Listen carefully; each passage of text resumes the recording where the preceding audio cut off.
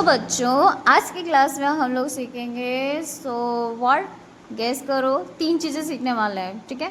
एक full forms हो गया आपका, शॉर्ट का commands, and also we will learn what formulas, right. क्योंकि आप एक्सेल कर रहे हो तो भाई आपको फॉर्मूलाज पता होना चाहिए ना। बिना फॉर्मूलाज के एक्सेल अगर कर रहे हो तो फिर तो आपने कुछ सीखा ही नहीं, ठीक है। तो चलो पहले हम फुल फॉर्म्स राइट करेंगे, फिर उसके बाद शॉर्टकट कीज राइट करेंगे, और फिर उसके बाद हम राइट करेंगे फॉर्मूलाज। फॉर्मूलाज को राइट करने के बाद इसका जो प्रैक्टिकल होगा वो हम कल वीडियो में सीखने वाले हैं, एंड कुछ सीख भी चुके होंगे, इट्स ओके, फिर भी हम कल सीखेंगे, ठीक है। तो फुल फॉर्म्स के बारे में अगर मैं बात करूँ तो इससे एक्सेल से रिलेटेड फुल फॉर्म्स तो नहीं मिले, बट कुछ एक्स्ट्रा फुल फॉर्म्स हम लोग सीखेंगे, ठीक है। तो पहला हम फुल फॉर्म्स करेंगे राइट लैन के बारे में, कुछ नेटवर्क्स के बारे में। लैन वैन मैन नेटवर्क्स होते हैं तो उनके बारे में फॉर्मूला लिखेंगे, ठीक है। तो लैन का फुल फॉर्म होता है आपका लोकल, सही से लिखना, ठीक है, स्पेलिंग गलत नहीं होना चाहिए, एरिया नेटवर्क। राइटिंग सही रखना, 1 लाइन लेफ्ट करना जिससे कि आपकी राइटिंग और देखने में बहुत अट्रैक्टिव लगे, राइट। वैन का भी देखते हैं, वैन का क्या होता है। वैन का होता है वाइड एरिया नेटवर्क, ठीक है। तीसरा हम देखते हैं मैन के बारे में। ये बड़े लेवल पे आपका नेटवर्क होता है मैन, ठीक है। क्योंकि नाम से समझ में आ रहा है लैन का लोकल, तो ये इससे थोड़ा सा ज़्यादा बड़ा वैन, और उससे सबसे ज़्यादा बड़े यानी कंट्री टू कंट्री कैसे नेटवर्क पहुंचता है, मैन के थ्रू। तो इस जब आप अपर क्लासेस में जाओगे उसमें सिलेबस होगा, उसमें ऑलरेडी एक चैप्टर्स होंगे, तो उसमें बहुत अच्छे से आपको डायग्राम के थ्रू समझाएंगे, ठीक है। तो अभी आप फुल फॉर्म्स लर्न कर लो। ये हो गया आपका लैन वैन मैन। और चौथा किस, आपने देखा होगा व्हाट्सएप पे GIF वगैरह आता है, राइट, लिख लो GIF, ग्राफिक्स, स्पेलिंग ध्यान रखिएगा, interchange,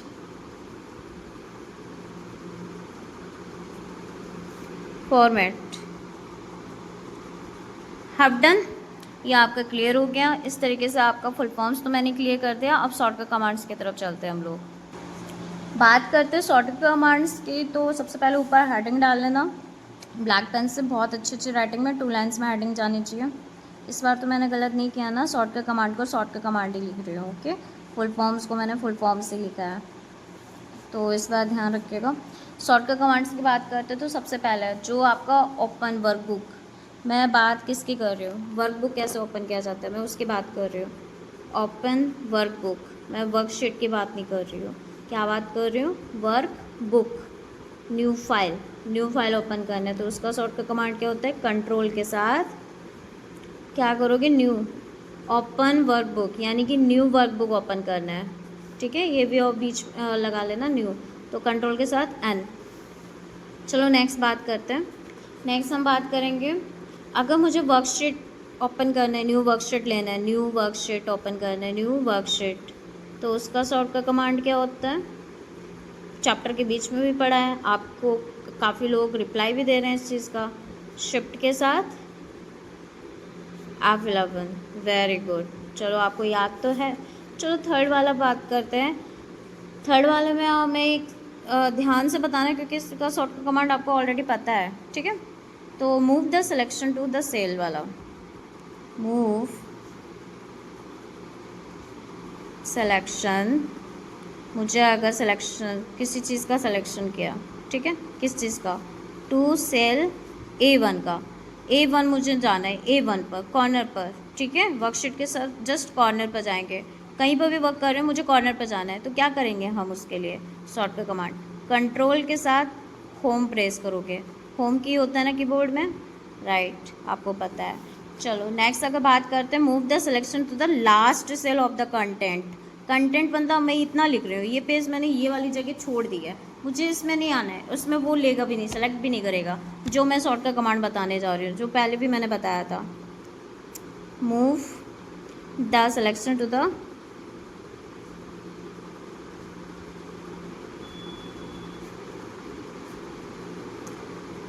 last cell of the content, ठीक है।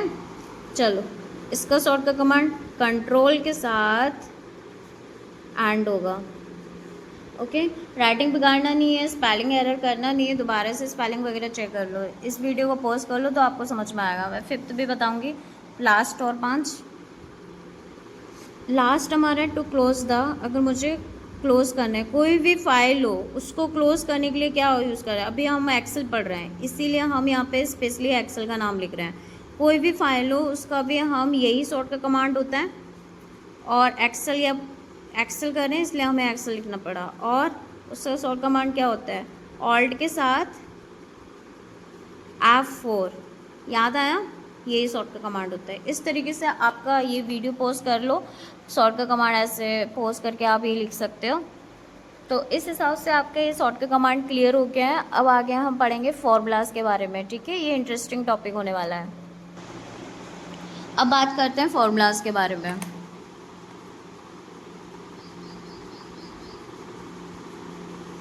फॉर्मूलाज की स्पेलिंग सही रखिएगा, ओ है, ए नहीं है, ये ओ है और ये ए है, ठीक है। फॉर्मूलाज में अगर मैं बात करूँ, अगर मुझे ऐड करना है, मैं समझाते भी चलूँगी और आप करते भी चलना, नंबर 1 डाल के सम लिख लेना, ठीक है। जैसे मैं ये फिगर बना रही हूँ, आपको नहीं बनाना है, आपको बस मैं समझाने के लिए बना रही हूँ फिगर। जैसे कि मेरे पास ये वर्कशीट है, इसमें मेरा ये कॉलम्स हैं, ये हमारे रोज़ हैं। प्रैक्टिकल करेंगे इसके लिए कल, ठीक है, जस्ट डोंट वरी, मैं आपको प्रैक्टिकली सिखा दूँगी। अब देखो यहाँ पर हम सबसे पहले यहाँ ये हमारे कॉलम्स के नाम होते हैं, already you know about it ना, ये हमारे कॉलम्स के नाम है और ये हमारे रोज़ के नाम है। ओके डन, ऐसे करके बहुत सारे। अब थोड़ा सा हम ये जानेंगे कि अगर मैंने यहाँ पे कोई संख्या लिखी है, ठीक है, जैसे यहाँ 10 लिखा है, यहाँ पर 12 लिखा है, यहाँ 13 लिखा है, ठीक है। अब मुझे ये संख्या जो है ये इस सेल के अंदर लिखा हुआ है, डिजिट्स, ओके। तो इस सेल का सेल एड्रेस क्या हुआ, एड्रेस मतलब इसका क्या एड्रेस होगा, B1, पता है, तो ये 10 क्या होगा, B1 के अंदर है, ये 12 B2 के अंदर है, 13 B3 के अंदर है, तो यानी कि B1 B2 B3 इतने में तो हम लोगों ने काउंटिंग लिखी। अब मुझे इस वाले B4 में, B और 4 में मुझे टोटल चाहिए। समझ रहे हो मैं क्या कह रही हूँ, अगर नहीं समझ में आए पीछे रिवर्स करो, थोड़ा सा फॉरवर्ड बैकवर्ड करो, आपको समझ में आ जाएगा। ये तीनों मुझे चाहिए टोटल, यहाँ पर कैसे मिलेगा टोटल, चलो अब आप क्या करोगे, कैलकुलेटर उठाओगे, सीरियसली आप कैलकुलेटर उठाओगे। एमएस एक्सेल आपने ट्रू फॉल्स में पढ़ा था, सबसे पहला वाला क्वेश्चन कि मैथमेटिकल कैलकुलेशन के लिए यूज़ किया जाता है, भूल गए, कैलकुलेटर उठाने की ज़रूरत नहीं पड़ेगी। फ़ोन उठाओगे, फिर आप कहोगे मैम फ़ोन में हम यूज़ कर लेंगे, फ़ोन की भी ज़रूरत नहीं है।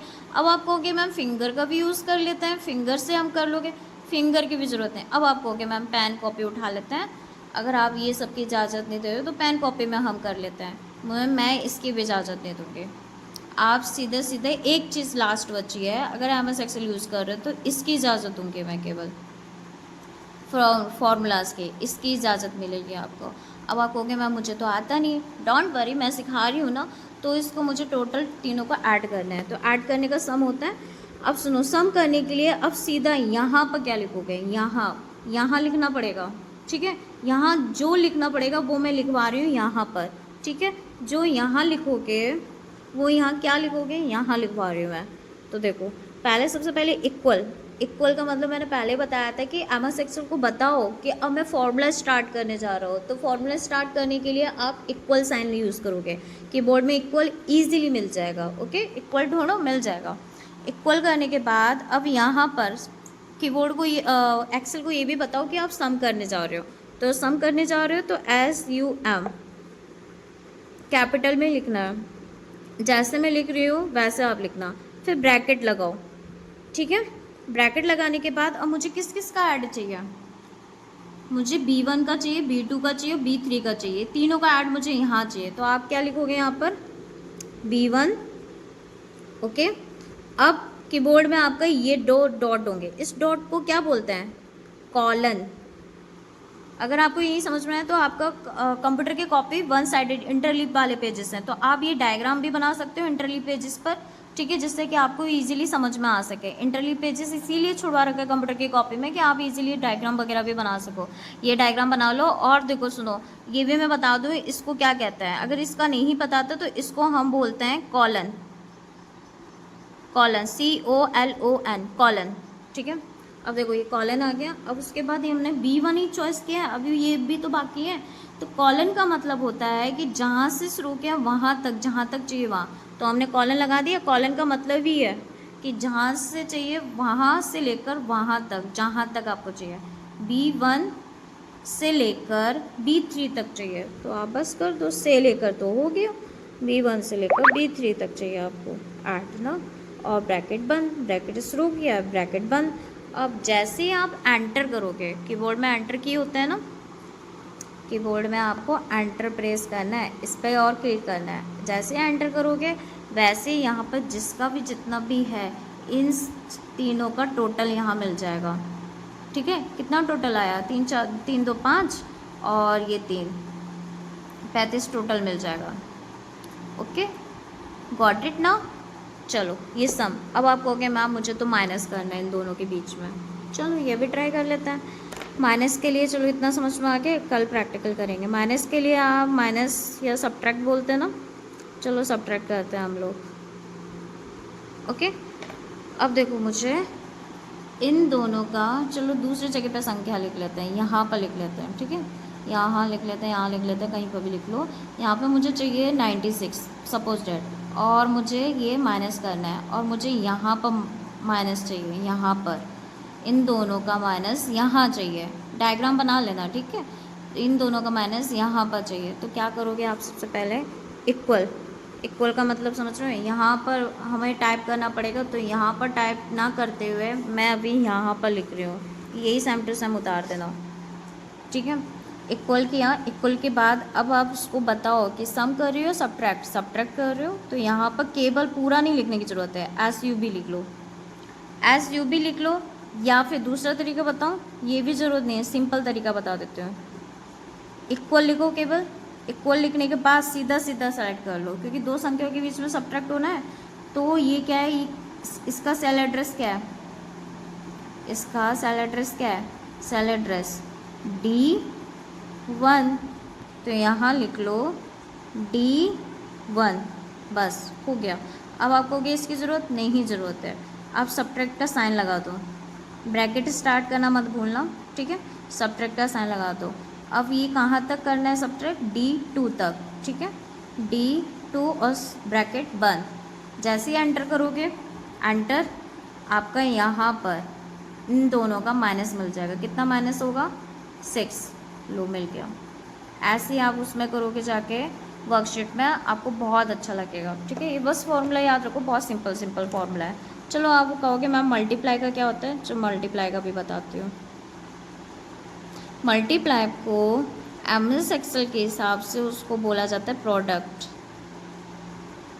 MS एक्सेल में इसका दूसरा नाम है प्रोडक्ट, ये याद रखना। अगर कहीं पर प्रोडक्ट वर्ड आ जाता है MS एक्सेल में, तो ये समझ लेना कि मल्टीप्लाई की बात कर रहा है। ओके, चलो अब इन दोनों का मुझे मल्टीप्लाई चाहिए। जैसे सपोज डेट यहाँ पर 9 लिखा है और यहाँ 6 लिखा है, ठीक है। इन दोनों का मुझे मल्टीप्लाई चाहिए इस सेल के अंदर, E3 के अंदर, ठीक है। तो पहले तो सेल एड्रेस, पहले तो हम ये पता करते हैं कि मल्टीप्लाई का कैसे होता है। सबसे पहले इक्वल लगाना, इक्वल लगा लिया यहाँ पर, ठीक है। यहाँ की सारी चीज़ें यहाँ लिख रही हूँ मैं, फिर ब्रैकेट स्टार्ट करो, कर लिया। ब्रैकेट स्टार्ट करने के बाद इसका मुझे इन दोनों का आपस में मल्टीप्लाई चाहिए ना, तो E1 यहाँ पर लिख लो, E1। अब सुनो, मल्टीप्लाई का साइन नहीं होता है वहाँ पर, मल्टीप्लाई का साइन नहीं होता है। अब आप कहोगे मैम एक्स को कर लें, नहीं एक्स की ज़रूरत नहीं है।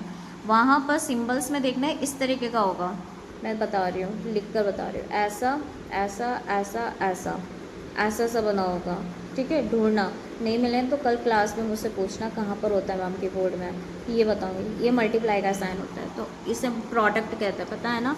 तो अब यहाँ पे और देखो, इस साइन को हम दूसरे वे में पता है क्या कहते हैं, एस्ट्रिक्स,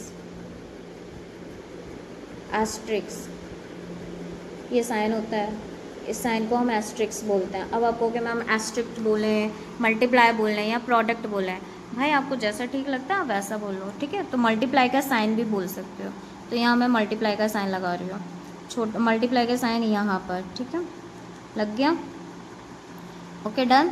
अब कहाँ से कहाँ तक E1 का हो गया, अब मुझे इससे मल्टीप्लाई करवाना है, तो इसका सेल एड्रेस क्या है E2, तो यहाँ पे E2। अब आप कहोगे कि मैम ये समझने आया, जहाँ पर मैंने एक्सप्लेनेशन किया था ना नेम बॉक्स करके, दोबारा से चैप्टर रीड करो, दोबारा से चैप्टर रीड करने से अच्छा है कि वापस से वो वीडियो की लिंक देखो, ऊपर ही होगी, और वहाँ से लिंक से ये जब चेक करोगे देखोगे कि ये सेल एड्रेस होता क्या है, तब आपको समझ में आएगा सेल एड्रेस में ये बार बार ये E1 E2 ये क्यों बोल रही हूँ, तब समझ में आएगा। अगर इस वीडियो से समझ में आ गया तो बेटर है, अगर नहीं समझ में कल क्लास में मुझसे पूछो, क्योंकि आपको ये एक्सेल वाला चैप्टर आना चाहिए। नहीं आएगा नेक्स्ट क्लास में जाओगे एडवांस मिलेगा एक्सेल का चैप्टर, फिर आप कहोगे कि मैम मुझे बेसिक का आता नहीं है, इससे अच्छा सीख लो अभी, है ना।